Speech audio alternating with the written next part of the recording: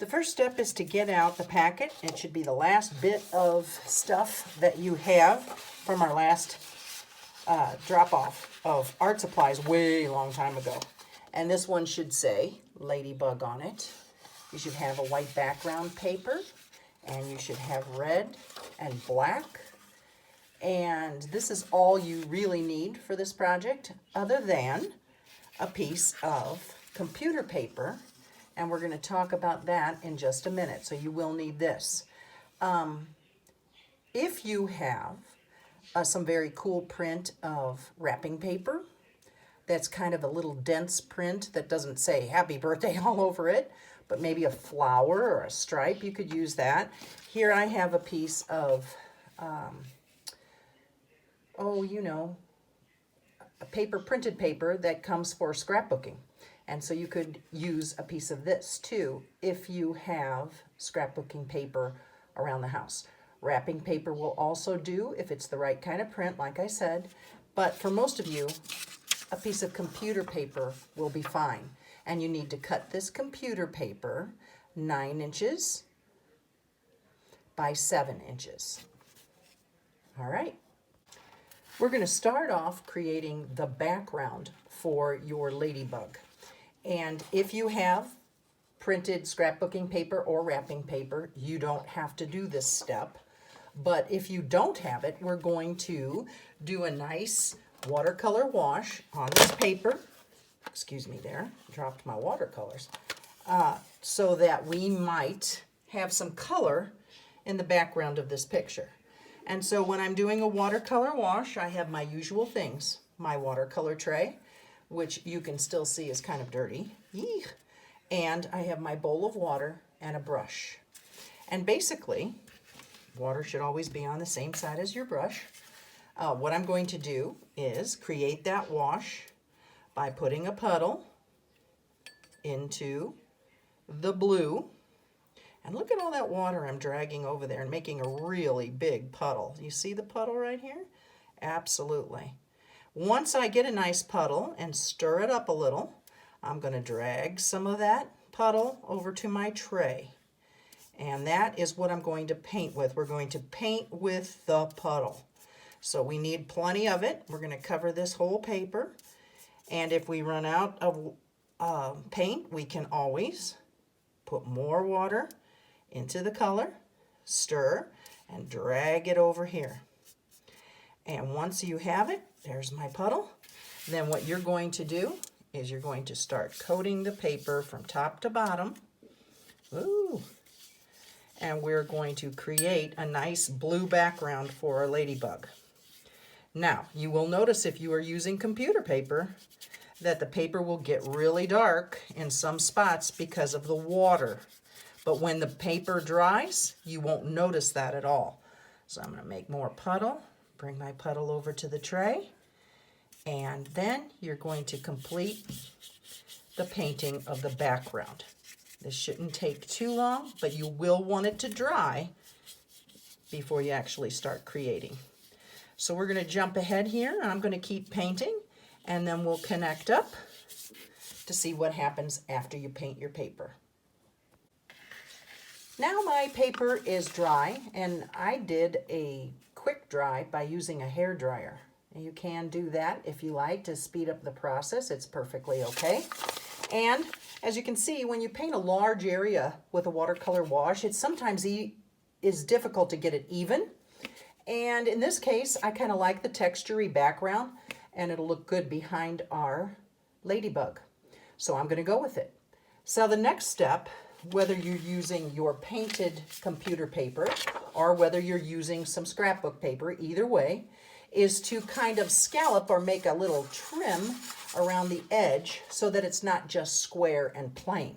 So the way to do that would be to fold it in half. Yes. And then take a nice pencil here and start drawing some scallops around the edge. You can make them big or shallow and little. There's really no wrong answer. I'm going to do some across the top. That's gonna, ooh, that one's going to connect all the way over, and I'm going to do some at the bottom. And here we go. And then the next step would be, again, whether you're using this paper or your other paper, wrapping paper or scrapbook paper, we're going to just kind of cut those scallops out. Okay, so let's continue with that. Let me put this up where you can see it better. There we go. And we're cutting those scallops that we drew out of the paper. So that would be your next step. Now what you can see here is I have my scallops cut out. I would do that same thing with my other kind of paper if I had it. And now what you're going to do is you are going to kind of make a mark, get it centered so that it looks like you have a white frame around your blue square, rectangle, excuse me. And you're going to make sure you center it. Maybe put a guide mark so you know where to put it when you're ready to glue, okay? And then what we're going to do is we are going to use our glue stick, and we are going to take a piece of free draw paper, newspaper, whatever you have, as a placemat, and the placemat keeps the glue from going onto the table surface. And once you do that, you're going to rub your glue around the edges, and you can go off onto the placemat. That's perfectly all right. You know, if the edges of a piece of art are glued very well, then you don't need to worry so much about the middle having a lot of glue. So really focus right on the edge of your work, and don't be afraid to go off the edge with a placemat underneath. Don't do this on your table.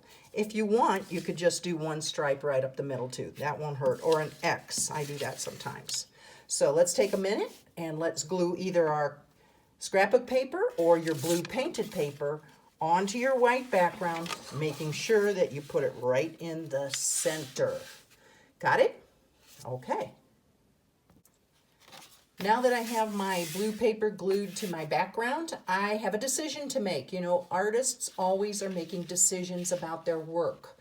What colors shall I use? What kind of lines do I need? Shall I use paint or markers? So here's your first decision.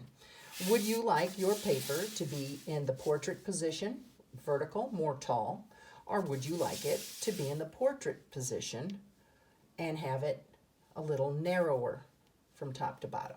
So that's your first decision, and that will depend, what you decide will then determine what we do with our red paper that we're going to create the Ladybug's body with.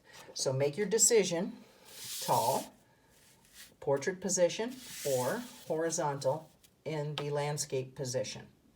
All right, and I'm only going to be able to cut my paper in one of those ways, but I'm going to draw how you would do it on the back before I commit. I want mine to be in the tall position. So here is what I would do. I would take my red piece of paper and I would also put it in the tall position. And the very first thing I'm going to do is fold it in half. Do you have to? No. You could draw it freehand, but I want my Ladybug's body to be symmetrical, the same on both sides. So I'm going to fold the paper in half and draw half of the ladybug, and then I am going to cut it out. Now, she is going to be a tall, skinny ladybug because our background is portrait position and it is taller and skinnier. But I don't need to make her as tall as the whole paper. So here's how I'm going to do that. I'm going to start down about 1 inch from the top, and I'm going to give myself a little bottom mark. And here's what I'm going to do. I want you to, switching to a sharper pencil, stand by. I want you to go all the way out to the edge, right from your bottom. And then I want you to go from the top. I want you to call almost all the way out to the edge. And when you get to the edge, that's great, just write it on down. So you can see we're going to have the Ladybug's back, and it's going to be tall and skinny. And when I put that on my background, I see that it's still pretty tall. So what I'm going to do is I'm going to take my line and I'm going to come in here to make my ladybug shorter. And then I can erase this line. And here's how I'm telling how tall she'll be. I'm looking at these two lines, the top and the bottom, and where it lands on the blue paper. So this way I have a little bit of blue paper left at the top from here to here, yep, and a little at the bottom. That's more like it. So then what I would do is cut this out, and I will show you that in just a moment. But if I wanted my paper this direction, then I would have my red paper facing in this direction, and I would fold it over. Now, it's going to be messed up because I drew on the other side, but I would fold it here, and then what I would do is, now I already have enough blue at the top and bottom, so you can start at the top, and we're going to draw half a ladybug. So I'm just going to stop at the bottom, and then I would cut that out. She'll be the perfect size right here. Yes? All right, but since I have decided to do mine in the tall position, I'm going to go back to where I was. Here it is. And I am going to cut out my ladybug from here to here. Boom. And then opening the jaws of your scissors wide, you're going to focus on cutting all the way to the top. Boom. When I open this, I have a whole ladybug. Well, that's a tall, skinny ladybug right there. Now, this is a wee bit pointy for me, and you might see that too. So if you need to, you can fold again. And if it's a little pointy, I'm going to take my pencil and I'm going to draw it so that I take that point out and recut. Okay? So let me recut. And when I open it, that's a lot better. She's not so pointy top. Okay? So there we have it. This is the first part of our ladybug. Now what you can do is glue it down right at this moment. You would use a placemat. Now, as you can see, I have pencil lines on this side, and I don't want those to show. So when I'm going to glue, I'm going to flip it over, and I'm going to rub, if I have pencil lines on here, I'm going to rub the glue there on that pencil mark side and make that go face down on the paper. Now, because I used both sides of this red to show you how to draw your ladybug in two directions, I have a line going through there. So I can't do it. What I'm going to do then is erase my pencil lines so they do not show. And hold my fingers so it doesn't wrinkle like that again. And once it's pencil mark free, then I'm going to go over on this side. I'm going to take my glue stick with a placemat, and because I'm working on cardboard, I'm okay. I'm going to let the glue go off the page so that it's right on the edge, and then you can do an X in the middle if you choose to. And your next step will be to put the ladybug's body right here on the blue paper. Let's move her up higher so there's a little more blue left at the bottom. And we're going to just put her right on there. So we have 3 layers now. We have the white paper, our blue scallopy paper, and we have our ladybug's body. So now we're ready for the next step. I'm ready for the fun part now, which is going to be adding all the cool details to this ladybug's shell that makes her look like a ladybug. So if you have a black Sharpie, a fat black Sharpie, which you all should have at home, you may use that. Or if you just want to use your regular marker, you can use that. So let's talk about the first steps in drawing the ladybug's body. The first thing you'll notice is you have that fold line going down the center of her body. So you can take your black marker and really put a nice bold line right down the center. Right up here, I'm going to just kind of do a letter Y, like a very tall letter Y. And then I'm going to color that in. Next thing she's going to need are spots. So we are going to add some round circles, and then we're going to color them in here and there and everywhere. And I think the more spots that she has on her body, the better she'll look. Now keep in mind, we don't want to put our polka dots in a straight row. These are going to be random. That means they happen here, there, and everywhere. If you do one towards the inside, then you do one towards the outside. And these are all pretty much the same size. If they're a little bit bigger or smaller, that's okay. So now you kind of get a look at the whole thing and say, I think I need one out here on both sides. And now we've got that part done. Now I've got a nice spare spot in here, so I'm going to go out and I'm going to do my spiral to give the ladybug some antennas, because we're going to put her face right down in here. So let's talk about how to do that. You have a rather large scrap of black for her head. It's going to be way too big, so you have plenty, more than you need. And the first thing I would probably recommend is folding this in half and creasing it nicely, and then open it up and cut it in half. Now, what I'm going to do is lay this aside, and I'm going to say to myself, wow, that's still too big. So I might fold it in half again. Before I cut, I'm just going to kind of get an eyeball on it. That is about the right size, because remember, we're going to make it round. So once I fold, get my edges here, and open, and cut on the fold line, lay it aside. Now I have about the right size to make the ladybug's head.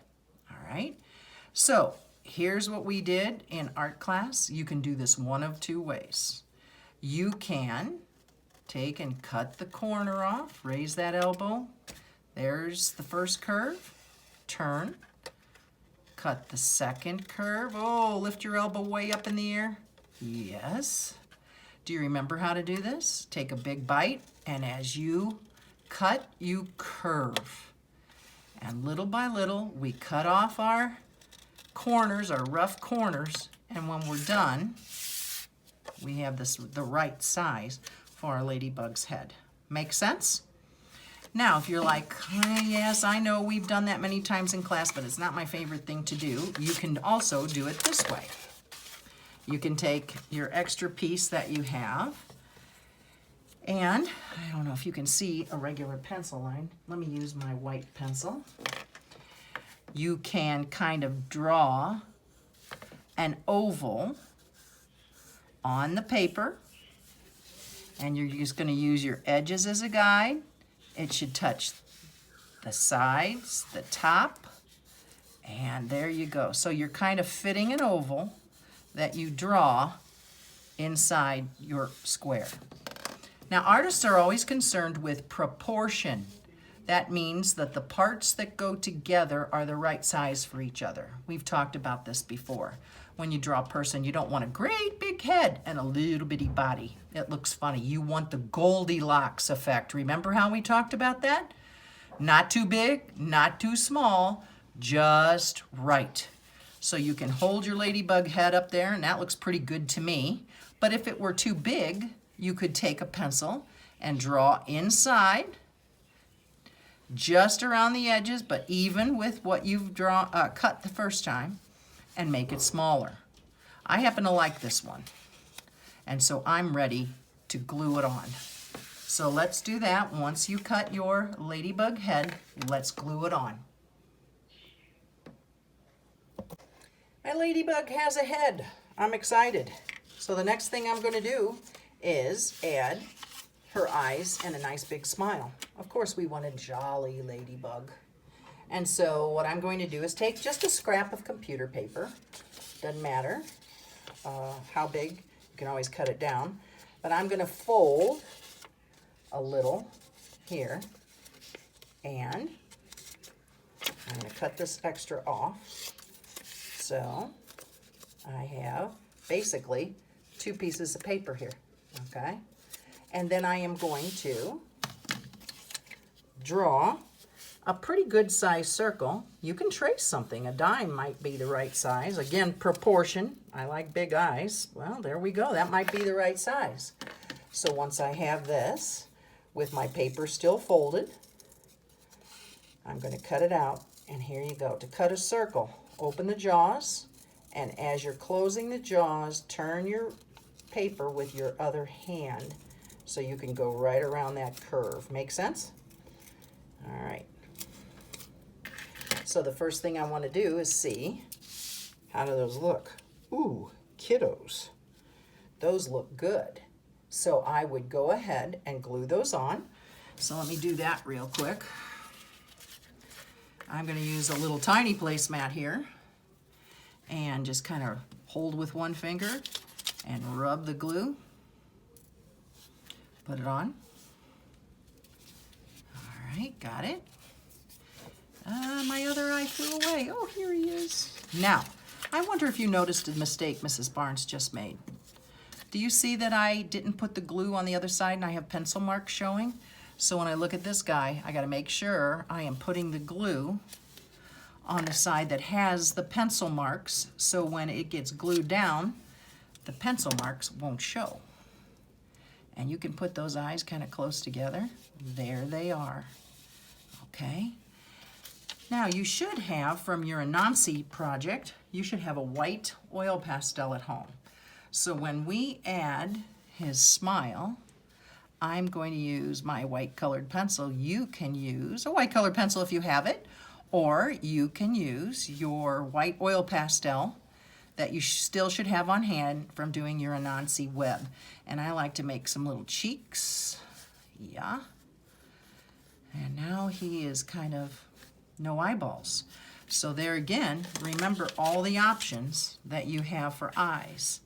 If you have eyes that have the pupils looking up, you could have eyes that have the pupils looking straight ahead. You could have eyes where the pupils are looking to the side. So decide where your pupils are going to go. And we can also have, oops, I'm getting a little crazy myself here, silly eyes. So you decide where you want yours to be, and I'm going to do something different. And I'm going to put mine over to the side. Do you remember how we always talk about when we do eyes, maybe leave a little white spot showing to show the reflection in the eyes? You can do that. And there we go, a very smiley ladybug. Okay, everybody understand how to do this part? Now we're going to just go crazy on the background, so get ready. You're going to need the colored paper that you had in your packet. There should be a bunch of scraps, colored scraps, green for leaves, and some assorted colors for flowers. So let's get ready to start that.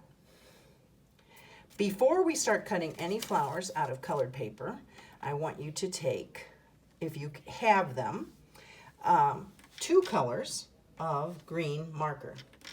Now right now I just have the lime green. Here's a dark green. I'm looking. I might even have a regular green. And I do, kind of. So I have 3 shades of green. If you have 3 shades of green, use them. If you only have 2, use them. If you only have 1, that's fine too. We're going to add some curlicues of leaves and vines that kind of go up around the ladybug. So let's do that. I'm going to start off with my lime green, and here's what I'm going to do. I'm going to do kind of some marks here and there. Some look like a letter S, some look like a backwards S, some are curlicues this way, and spirals, okay? Now, if you have only 1 color, you'd kind of do a few more around there. That's perfect. The more the merrier. But if you have 2 colors, now's the time to come in there. Ooh, I did a double one. And I'm going to do, all right. And this is going to be some little vines that are growing around the outside of this ladybug scene. And there we go. So I've used 2 colors. If you have 1, you do it. All right, so now comes the fun of adding the beautiful flowers around the frame and some little leaves that we create out of cut paper. So let's get started on that. I'm ready to cut some flowers and leaves, and you can look at the selections I've made here. Because I have a blue background, I'm going to stay away from blue flowers, so I chose a purple, a light purple, a yellow, and a pink. And then I have my green for my leaves. It looks like my ladybug is admiring the colors that I've chosen. So let's get started in drawing our flowers and seeing how that goes. Now, I'm going to draw my flower first on the back side, and you're going to need quite a few flowers, so you don't want to make your flowers too small, but you don't want to make them too gigantic either. So let's talk about 2 ways you can make a flower. Are you ready? The first way is an easy way, and that is to make a big plus sign. Try to make all lines on the plus equal as best you can, okay? Then draw an X through the plus sign. And then here's what I'm going to do. I'm going to start right in the middle, and I'm going to go around and into the groove in between those lines, the spokes. And I'm just going to go around. Ooh, I ran out of a space there. That's okay. And I really ran out of space here. Okay. There is a shape for my first flower. So I will go ahead and cut him out. And while I'm at it, I'm going to do a plus sign. Pretty much equal. An X through the middle. And then I'm going to start in the center and go around. And I can just make this very... So what I've done with this one scrap is I have created a larger pink flower and a smaller pink flower. So I would do the same then with my purple, a plus sign, an X, and then start in the center and go into the middle, around, and that is a great way, an easy way to draw a flower to cut out. Got it? So I'm going to make 2 of each. If you don't have enough scraps to do 2 of each color, do as many as you can. If you get a lot of flowers, great. If you don't, the ones you do have will be just fine, okay? So I'm going to do one more to show you. Plus sign, an X, and start in the middle and go around, bump around the spokes, those lines that you've drawn. You can make them big, and I have room for a second one here. So the next step, I'm going to set these aside for a minute because you don't need to see me cut them out. You know how to cut. On my green paper, I'm going to draw a lemon. So it's kind of a pointy on each end. Now sometimes people have trouble drawing the lemons, and here's what you do. If that's you, draw a straight line. Start here, skinny, get fat, and then go down to the bottom. Then start here, skinny, and then get fat, and then skinny back down to the bottom. Easy way to draw a lemon. And I am going to need a lot of leaves. So I'm going to draw small ones, medium-sized ones, and big ones. And I'm going to use as much of that paper. Look how closely together they all are. Yes. The more leaves, the merrier. And remember how we always say, if you create the leaves large, you won't have to draw as many. But if you make them this big, you are going to have to make a lot to fill. So draw big. Big is beautiful. And fill all your space. And you know, you don't have to finish this in one sitting. So you can come back later. And here's what I'm going to do. I'm going to outline this right away. And I'm going to draw a line up the middle and some veins in my leaves. Now this will work much better with the paper that you have been sent home with. This paper kind of resists the marker. You can see it just as it dries, it disappears. But outline, draw a line in the middle of your leaf, and then give some spokes, some veins to your leaves, okay? I'm going to cut all mine out, And then you cut yours out and draw them, and we're going to come back together in just a minute. Remember, a big one and a little one. Try to make your flowers medium to big so that you don't need to cut quite as many. All right, you with me? All right, we'll rejoin in just a moment. I've cut out all my flowers and I'm pretty happy with how they're looking. Notice I added all the veins in my leaves. I cut out many of those as well. And I just wanted to make you aware of the fact that on your paper flowers that you cut out, you could also take some markers and add some little lines that come out from that center. That always makes it look good. So there's an example of how you can do that to liven up your flowers. I would use a darker yellow here. That doesn't show up as good as I thought it would, but it does add a little bit. And you can do that to all of your flowers. So what I've done is kind of laid them all out here, but I haven't glued them down yet. So once you get this arranged the way you like it, then it's okay to do one at a time and start gluing. And it looks like I could use an extra leaf or two. So I'm going to go ahead and cut 2 more. And that's what you'll need to do too, as you start laying this out. It's like, oh, I could use a leaf here. And where was the other spot I saw that I thought needed one? Maybe here. Okay, if the leaves come in or the flowers overlap on the ladybug, that is quite all right. That's going to make it look really good. And so once you add your details in the center of your flowers and you get it arranged just where you want it, you can go ahead and glue it down, and you'll have your ladybug exactly where he loves to be best, and that is in a garden of beautiful flowers. So that, ladies and gentlemen, is our project for this week. Can't wait to see how your ladybugs turn out, and I look forward to seeing them on the parent portal. Have a good week.